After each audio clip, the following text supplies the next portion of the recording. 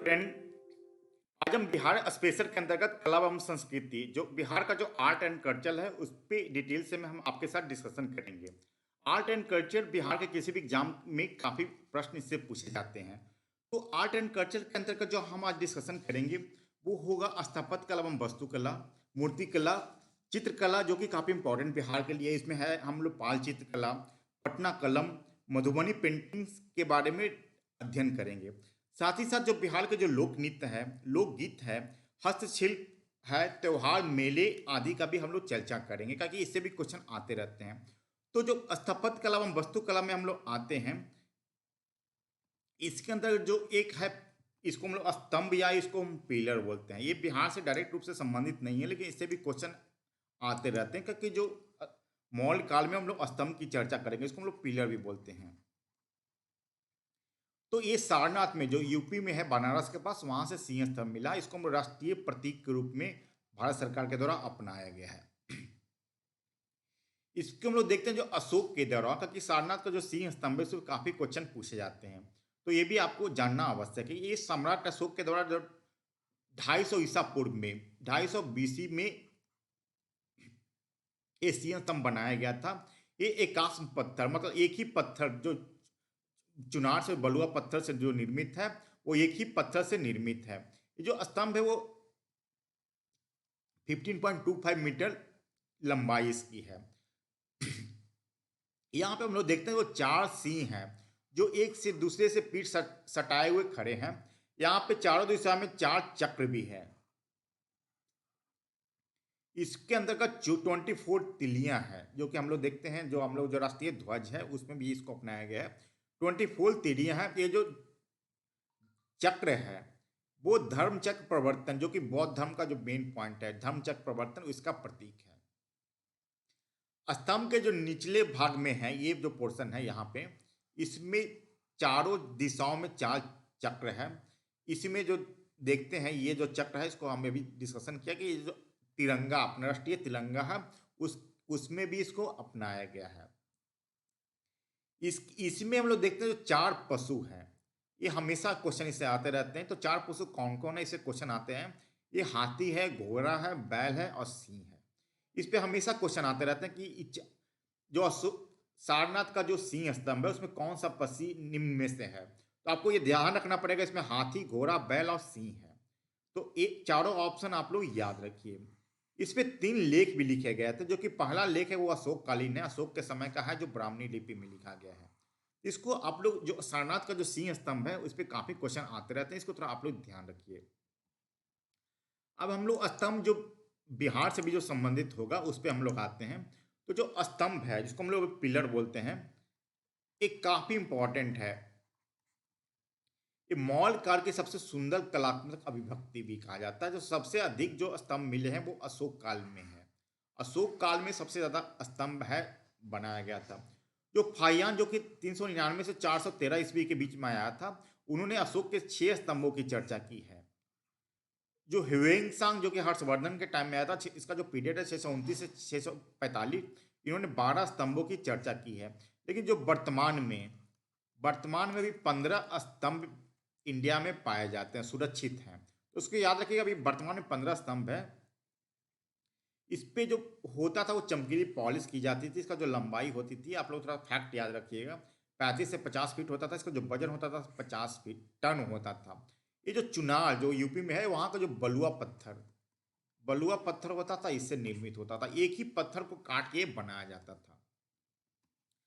अब हम लोग आगे देखते हैं, जो इस पे जो स्तंभ है उस पे अशोक की जो धम्म नीति थी, धम्म नीति मतलब अशोक के जो उपदेश थे, साथ साथ जो राजकीय आदेश, गवर्नमेंट जो ऑर्डर था वो भी है। तो यहाँ पे देखते हैं दिल्ली टोपारा, दिल्ली मेरठ, प्रयागराज, लौरिया नंदगढ़, लौरिया अरेराज और रामपुरवा में अशोक की धम्म नीति और राजकीय आदेश का वर्णन है। लेकिन रामपुरवा जो इसमें बैल शीर्ष है और जो बसार इसमें सादे हैं। आप लोग ये ध्यान रखिएगा कि जो लौरिया नंदगढ़ और रामपुरवा, आप लोग इस रूप में याद रखिए, ये दोनों, ये बिहार के पश्चिम चंपारण में है। जो रौरिया अरेराज है वो बिहार के पूर्वी चंपारण में है। और जो बसार है, ये जो बसार यहाँ से जो मिला है ये वैशाली में, आप लोग वैशाली देख गए भी होंगे। यहाँ पे भी सिंह स्तंभ है। तो यहाँ पे जो एक, दो, तीन, चार, पांच, यहाँ देखिए रामपुरा में दो तरह का जो स्तंभ है, एक में शीर्ष में सिंह है और दूसरा में बैल है। तो रामपुरवा का बैल बहुत काफी इंपॉर्टेंट, इस पर क्वेश्चन हमेशा आते रहते हैं, तो आप लोग ध्यान रखिएगा कि जो रामपुरवा और लौरिया नंदगढ़ है वो पश्चिम चंपारण में है। लौरिया अरेराज जो है, लौरिया अरेराज ये है पूर्वी चंपारण में। और जो बसार है वो है वैशाली में। तो आप लोग कुछ फैक्ट है जो कि याद रखिएगा कि बिहार से संबंधित है, तो इससे क्वेश्चन आते रहते हैं। अब हम लोग इस पे आते हैं कि स्तंभ का होता क्या है। तो स्तंभ का दो पार्ट होता है। एक तो जो शीर्ष स्तंभ हो गया, एक है जो नीचे का पूरा हो गया। सब एक ही पत्थर को, एकाश पत्थर मतलब एक ही पत्थर को काट के ये बनाया जाता था। इसमें दो भाग होते थे। जो नीचे का जो पार्ट होते तो स्थूल एवं यस्थि बोला जाता था, तो ऊपर का पार्ट को जो शीर्ष भाग बोला जाता था। ये पूरा एक ही पत्थर के टुकड़े होते थे। जो शीर्ष भाग जो है इसके जस्ट नीचे रस्सी के आकार की आकृति होती थी। इस पे उल्टे कमल, आप लोग देख रहे होंगे, ये जो पोर्शन है उल्टे कमल की आकृति होती कि उसके ऊपर एक फलक होता था जिसपे एक पशु रहता था। ये पशु ज्यादातर सिंह ही है। इसके अलावा जो रामपुरवा से बैल भी मिला है। तो थोड़ा इसको ध्यान रखिएगा, स्तंभ काफी इंपॉर्टेंट है बिहार पॉइंट ऑफ व्यू से, तो इस पे क्वेश्चन आते रहते हैं। अब हम लोग मौर्य काल पे आते हैं। जो मौर्य का जो स्थापत्य कला में क्या क्या है, तो मौर्य काल में जो मुख्यतः है, मौर्य काल का जो पीरियड आप लोग याद रखिए, जो बिहार से संबंधित जो पॉइंट होंगे वही हम यहाँ पे डिस्कशन करेंगे। तो मौर्य काल में जो राजप्रसाद मतलब जो महल था, जो चंद्रगुप्त के काल में और जो अशोक के टाइम में जो महल मिला है, जो कि इसका हम लोग जो देखते हैं कुम्हार में इसका मिला है अभी तक, जो भग्नावशेष जो मिला कुम्हार में, उस पर हम चर्चा करेंगे। स्तंभ की अभी हमने चर्चा किया। इसके अलावा स्तूप होगा, गुहा विहार जो कि पहाड़ों को काट कर बनाया गया था, इसकी चर्चा हम लोग यहाँ पे करेंगे। इस सभी का राजकीय कला को राज का संरक्षण मिलता था, मतलब गवर्नमेंट के द्वारा संरक्षण दिया जाता था। जिसके कारण शिल्पियों को भी गवर्नमेंट संरक्षण देती थी, जिसी कारण जो हम लोग देखते हैं कि मौर्य काल में कला एवं संस्कृति का काफी विकास होता है। अब हम लोग पटना जो शहर है जिसको हम लोग पाटलिपुत्र कहते हैं, पहले जो प्राचीन नाम था, इस पे हम लोग जाके हैं। तो यहाँ पे ये याद रखिए, मेगास्निधीज ने पाटलिपुत्र नगर के काफी वर्णन, शहर नियोजन का बहुत बड़ा वर्णन किया। उनका कहना था कि सोन और गंगा नदी के तट पे बसा हुआ है। इसके चारों ओर लकड़ी की दीवारें थी। उस दीवारों को बीच में पॉइंट होता था, जहां से जगह होता था जहां से बीच में वो तीर चलाने के लिए यूज होता था। तीर चलाने के लिए यहाँ पे यूज होता था। दीवार के चारों ओर जो खाई थी, जिसको 60 फुट गहरी और 600 फुट चौड़ी थी। नगर में आने जाने के लिए 64 द्वार थे। तो ये सब जो मैगास्नीज के द्वारा पटना शहर का वर्णन किया गया है, जिसको हम लोग पाटलिपुत्र कहते हैं। तो ये देख रहे चंद्रगुप्त मौर्य के टाइम में आए थे मेगास्नीज। उसके बाद वो पाटलिपुत्र शहर का काफी वर्णन किया है। राजप्रसाद मतलब हो गया जो बिल्डिंग था, भवन था, राजमहल था, उसकी चर्चा यहाँ पे कही गई है। तो ये चंद्रगुप्त का जो महल था, प्रसाद था, वो कुम्हार से अभी हम लोग देख, आप लोग काफी लोग जानते होंगे, कुम्हार से इसका भग्नावशेष प्राप्त हुआ है। इसमें दो नाम काफी इंपॉर्टेंट है, एरियन और फाहियान। तो दोनों ने क्या कहा था ये आपको याद रखने की आवश्यकता है।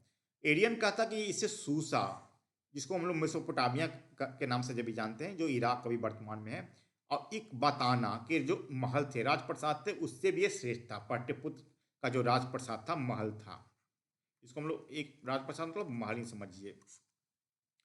फाहियान कहता था कि यह जो प्रसाद है वो मानव कृति नहीं है, वरन देवों द्वारा निर्मित है, देवताओं के द्वारा निर्मित है। प्रसाद का स्तंभ पत्थरों से बने थे तथा उन पर सुंदर उकेरन एवं चित्र उभरे हुए थे। तो ये फाहियान के द्वारा और एरियन के द्वारा क्या कहा गया, ये आप याद रखिए। हो सकता कोट है, कोट किया हुआ हो कि इससे पूछे कि किनके द्वारा कहा गया, तो इसको भी थोड़ा आप लोग ध्यान रखिए। अब यहाँ से एक सभा भवन जो कि एक हॉल था, हॉल के भग्नावशेष मिले हैं। इस पे कहा गया कि अनेक खंभों पे वो खड़ा था। फर्श और जो छत था वो लकड़ी के बने हुए थे। इस भवन की लंबाई 140 फीट लंबाई था और जो चौड़ा था वो 120 फीट था। काफी लंबा चौड़ा इस सभा भवन मिला है। इस सभा भवन के जो स्तंभ थे वो बलुआ पत्थर जो कि चुनार से मिलते थे। चुनार से मिलते थे, इस पे चमकदार पॉलिश भी किया हुआ था। तो ये कुछ डिटेल है जो कि आपको याद रखने की आवश्यकता है। अब हम लोग स्तूप पे आते हैं। अभी स्तंभ की चर्चा हमने किया, जो पाटलिपुत्र शहर की चर्चा किया। उसके बाद हम लोग स्तूप पे आते हैं। तो स्तूप जो है वो अशोक, ये भी अशोक के समय ही इसका प्रारंभ हुआ था। हुएंगसांग हुएंगसांग जो 7वीं शताब्दी में बोलता कि अफगानिस्तान एवं भारत के विभिन्न भागों में भी अशोक के द्वारा जो स्तूप बनाया गया था उसका उन्होंने उल्लेख किया गया। ये जो बौद्ध ग्रंथ जो कि एक मिथ है, उसके अनुसार कहा जाए कि अशोक के द्वारा, यहाँ पे अशोक देखिएगा, अशोक अशोक के द्वारा 84,000 बौद्ध स्तूपों का वर्णन किया गया बौद्ध ग्रंथों में। ये प्राय ईंट और प्रस्तर के पत्थर के बने होते हैं, तो जो कि अभी काफी संख्या में वो अभी नहीं देखे जाते हैं स्तूप, सभी समाप्त हो चुके हैं। तो सांची का जो प्रारंभिक स्तूप था वो अशोक के द्वारा ही बनाया गया। सांची का स्तूप जो हम लोग देखते हैं वो वर्ल्ड हेरिटेज बिल्डिंग के रूप में जाना जाता है, हेरिटेज बिल्डिंग है। इसका जो प्रारंभिक स्तूप है वो अशोक के द्वारा ही निर्मित है। तो क्वेश्चन इससे आ सकते हैं। जो पिपराहवा जो कि बस्ती जिला में है, वो भी स्तूप, अशोक के स्तूप के भग्नावशेष वहां पे मिले हैं। जो अशोककालीन जो धर्मराज का स्तूप है जो कि सारनाथ में पाया जाता, सारनाथ में है, इसका भी जो निचला हिस्सा है वो अशोक के द्वारा ही बनाया गया है। एक तक्षशिला में, यहाँ पे देखिएगा धर्मराज का स्तूप सारनाथ में है, इसको थोड़ा आप लोग याद रखिएगा। एक तक्षशिला जो कि अफगानिस्तान में पड़ेगा, वहां भी अशोक के द्वारा एक स्तूप बनाया गया। तो कुछ फैक्ट है जो कि आपको याद रखना पड़ेगा। अब हम लोग गुहा बिहार में आते हैं। गुहा बिहार हो गया पत्थरों के काट के जो बनाया जाता था उसको हम लोग बिहार, गुहा मतलब पत्थरों से काट के, बिहार मतलब बौद्ध बौद्ध जो भिक्षुक हैं, आजीवक है, उनको रहने के लिए जो होता था उसको हम लोग बिहार बोलते हैं। और जिसपे पूजा अर्चना की जाती थी उसको हम लोग चैत बोलते हैं। तो ये रहने का जगह है। ये पर्वत को मतलब पहाड़ को काट कर ही बिहार का बनाने का प्रारंभ मौर्य काल में ही स्टार्ट हुआ था। इनमें प्राय बौद्ध और जो आजीवक थे उनको रहने के लिए दिया जाता था। तो ये जो हम लोग देखते हैं जो बराबर का है, यहाँ पे बराबर जो कि बिहार का भी फिलहाल जहानाबाद डिस्ट्रिक्ट में आता है। आप लोग गए भी होंगे यहाँ पे। ये अशोक के द्वारा बिहार का जो अब गया में नहीं है बल्कि अब जहानाबाद में आ गया, पहले गया में था। अब जहानाबाद में जो बराबर की पहाड़ी है, यहाँ पे भी जो गुहा विहार जो था वो कई, यहाँ पे अशोक के द्वारा कई गुफाओं का निर्माण किया गया, क्योंकि इसमें इंपॉर्टेंट है रोमस ऋषि का गुफा है, आप लोग याद रखिए, सुदामा गुफा, कर्ण चौपर की गुफा और भीष्म झोपड़ी की गुफा काफी इंपॉर्टेंट है। ये जो सुदामा गुफा है वो अशोक के द्वारा राजाभिषेक के 12वें वर्ष में आजीवक को दान के रूप में दिया गया था। आजीवक इसको बोलेंगे, आजीवक को दिया गया था 12वें वर्ष में। इसको जो अशोक के जो पौत्र दशरथ थे उनके द्वारा भी नागार्जुन पहाड़ियाँ, आप लोग याद रखें ये नागार्जुन पहाड़ियाँ है, ये बराबर की पहाड़ियाँ हैं। तो क्वेश्चन में कंफ्यूजन नहीं होना है। जो नागार्जुन पहाड़ियाँ हैं वो आप पे अशोक के पौत्र दशरथ के द्वारा बनाया गया था, आजीवक को दान दिया गया था। और जो बराबर पहाड़ियाँ हैं बिहार के जहानाबाद जिले में, वहाँ पे जो गुफाओं का, गुहा विहार का निर्माण किया गया था वो अशोक के द्वारा कराया गया था। अब हम लोग गुप्त काल पे आते हैं। तो गुप्त काल में जो प्राय जो स्थापत्य कला देखते हैं वो उसमें सर्वोत्तम जो उदाहरण है वो मंदिर का है। इस समय नागर शैली का जन्म होता है और इसका विकास भी गुप्त काल में होता है। मंदिर स्थापत्य के तीन शैली है। जो नागर शैली जो कि उत्तर भारत में पाई जाती है, जो द्रविड़ शैली है वो दक्षिण भारत में मंदिर स्थापत्य, और जो बीच का दोनों का मिश्रण रूप है वो बेसा शैली बोला जाता है, जो कि उत्तर भारत एवं दक्षिण भारत का मिला जुला रूप है। तो हम लोग यहाँ पे जो देखते हैं गुप्त काल में नागर शैली का विकास होता। तो नागर शैली था क्या? तो नागर शैली आप लोग ये देखिए कि इसका जो था कि एक जो संपूर्ण मंदिर जो होता था वो विशाल चबूतरे पे होता था, एक विशाल चबूतरे पे होता था। आने जाने के लिए सीढ़ी होती थी वहाँ पे। आमतौर पे जो मंदिर होता था वो ऊंचे कुर्सी पे, इसको हम लोग प्लिंथ बोलते हैं। ऊंचे कुर्सी यानी जो प्लिंथ बोलते हैं हम लोग, जिस तरह से मकान का भी बनाया जाता है प्लिंथ पे, एक ऊंचे कुर्सी पे होता था। इसमें घुमावदार गुंबद होता था, घुमावदार गुंबद होता था। आधार से जो शीर्ष होता था, आधार से शीर्ष तक चतुष्कोण माने चारों कोण पे, चतुष्कोण आयताकार के रूप में या वर्गाकार भी हो सकता, चतुष्कोण के रूप में होता था। जो दक्षिण बिहार की जो द्रविड़ शैली है उसके विपरीत यहाँ पे कोई चार दीवारी नहीं होती थी। चार दीवारी, इसको हम लोग बाउंड्री बोलते थे, वो नहीं होती थी। जो नागर शैली का जो मंदिर था उसमें मुख्यतः चार कक्ष होते थे। आप लोग इसको याद रखिएगा। एक इसको एक गर्भगृह बोला जाता था जहाँ देवता का वास होता था। एक दूसरा जगमोहन बोला जाता था, जगमोहन। तीसरा को नाट्य मंदिर, नाट्य मंदिर। और चौथा का भोग मंदिर। चार पार्ट होते थे इसका। तो जो गुप्त काल में नागर शैली के मंदिर का विकास हुआ, इसमें गुप्तकालीन मंदिर ऊंचे चबूतरे पे होते थे और प्राय ईंट से बने हुए हैं। गुप्तकालीन मंदिर जितने प्राय ईंट से बने हैं, कुछ पाषाण के भी, लेकिन प्राय जो है ज्यादातर ईंट से ही जो मंदिर बनाए गए हैं। तो कुछ प्रमुख मंदिर पे हम लोग आते हैं, डिस्कशन करते हैं, जो कि क्वेश्चन आ सकते हैं। नालंदा का जो विशाल मंदिर है, बोधगया का ईंटों से निर्मित महाबोधि मंदिर है। अभी तो काफी पाषाण से मंदिर बन गया है। जो एक तो याद रखिए, बिहार का एकमात्र मंदिर है, इसको वर्ल्ड हेरिटेज साइट घोषित किया गया है।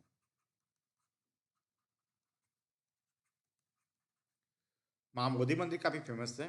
जो अभी भभुआ यानी कैमूर में जो हम लोग जो मुंडेश्वरी मंदिर देखते हैं, वो भी एक गुप्तकालीन है। राजगीर के व्यवहारा पर्वत पे गुप्त राजाओं के द्वारा दो मंदिर बनाया गया, जिसका भग्नावशेष अभी देखने को मिलता है।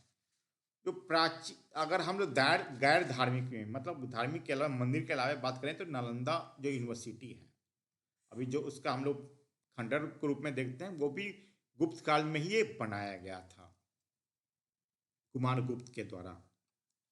अब हम लोग पाल कला पे आते हैं। तो पाल कला भी बिहार पॉइंट ऑफ व्यू से काफी इंपॉर्टेंट है। इसका जो पीरियड आप लोग याद रखें, 750 से लेके 1174 तक इसका है। ये भी पक्की ईंटें से जो स्थापत्य कला एवं वास्तुकला जो भी है यहाँ पे पाल कला में हम लोग देखते हैं, वो भी पक्की ईंटें से बने हुए हैं। नालंदा के कुछ इमारतों में हम लोग पाल वास्तुकला के अवशेष अभी देख सकते हैं। जो पाल का जो शासन था वो बिहार एवं बंगाल पे था। यहाँ पे उनके द्वारा अनेक बिहार एवं चैत, आप लोग हम लोग देखेंगे, जो बिहार होता था, तो बौद्ध भिक्षु को रहने का जो निवास स्थान होता था, वो उसको हम लोग बौद्ध बिहार कहते हैं। और चैत होता था जो पूजा अर्चना की जाती थी। पूजा अर्चना बाद में बौद्ध बिहार में जो महायान शाखा है, उसमें महात्मा बुद्ध को भगवान के रूप में मानते हुए उनको पूजा अर्चना भी की जाती थी। तो ये चैत में किया जाता था और बिहार रहने का जगह होता था। तो बंगाल एवं बिहार में जो पाल काल में उनका जो साम्राज्य था, यहाँ पे अनेक बिहार एवं चैत का निर्माण किया गया है। हम लोग जो इसके जो संस्थापक पाल काल के हैं, गोपाल संस्थापक हैं, इनके द्वारा नालंदा में बौद्ध विहार का निर्माण किया गया था। तो सोमपुरी तथा ओदंतपुरी में मठों का निर्माण किया गया। तो काफी इंपॉर्टेंट है सोमपुरी और ओदंतपुरी। धर्मपाल के द्वारा भागलपुर में विक्रमशिला महाविहार बनाया गया। तो काफी इससे क्वेश्चन, डायरेक्ट क्वेश्चन आते हैं कि भागलपुर में जो विक्रमशिला महाविहार है वो किनके द्वारा बनाया गया। तो इसका आंसर होगा धर्मपाल। तो ये सब याद रखिएगा, धर्मपाल के द्वारा भागलपुर में विक्रमशिला महाविहार बनाया गया। गोपाल के द्वारा सोमपुरी तथा ओदंतपुरी में मठों का निर्माण किया गया है। अब हम लोग देखते हैं जो पहाड़पुर काफी इंपॉर्टेंट है, यहाँ पे हेरिटेज साइट भी इसको घोषित किया गया है। पहाड़पुर में इसमें पाल युग के जो भवन बने हैं, वो धर्मपाल, जो गोपाल के जो बेटे हैं धर्मपाल, उनके शासनकाल में है पहाड़पुर। आप लोग एक जगह याद रखिए। इसमें विशाल मंदिर के जो अवशेष भी मिले हैं यहाँ पे। इसके अलावा हम लोग पाल काल में देखते हैं जो कहलगाम का जो गुफा मंदिर है, गया का विष्णुपद मंदिर का जो अर्ध मंडप है, सूरजगढ़ तथा जय मंगलगढ़ का जो मंदिर है, वो भी पाल काल में ही बनाया गया है। सारनाथ लेख में उल्लेखित है। सारनाथ लेख जो 1016 ईस्वी के हैं, उसमें कहा है कि महिपाल जो धर्मपाल के बाद के पीरियड में वो शासक बनते हैं। महिपाल के द्वारा काशी, जिसको हम लोग बनारस बोलते हैं, काशी में अनेक भवन एवं मंदिर स्थापित करने के लिए अपने भाई जो शिलपाल है एवं बसंत पाल है उनको भेजा था वहां पे। इसके बाद रामपाल ने रामावती नामक नगर की स्थापना की। तो ये कुछ फैक्ट है जो कि आपको याद रखने की आवश्यकता है। तो मैं समझता हूँ कि इतना जो स्थापत्य कला एवं वास्तुकला पर जो मैंने डिस्कशन किया है काफ़ी इंपॉर्टेंट है आपको एग्जाम, बिहार के कोई भी एग्जाम पॉइंट ऑफ व्यू से। जो आगे का जो अगला जो वीडियो होगा जो कि पार्ट सेकंड होगा आर्ट एंड आर्टिचल आर्किटेक्चर का, उसमें हम लोग मूर्तिकला, चित्रकला, लोकनृत्य एवं लोकगीत पे डिटेल से चर्चा करेंगे। तो मैं समझता हूँ कि अगर ये वीडियो आपको अच्छा लगा तो कृपया इसको लाइक कीजिए, इस हमारे चैनल को सब्सक्राइब कीजिए तथा बेल बटन को जरूर क्लिक कीजिए, क्योंकि जो भी नोट हम वीडियो अपलोड करते हैं उसका नोटिफिकेशन आपको मिलता रहे। धन्यवाद।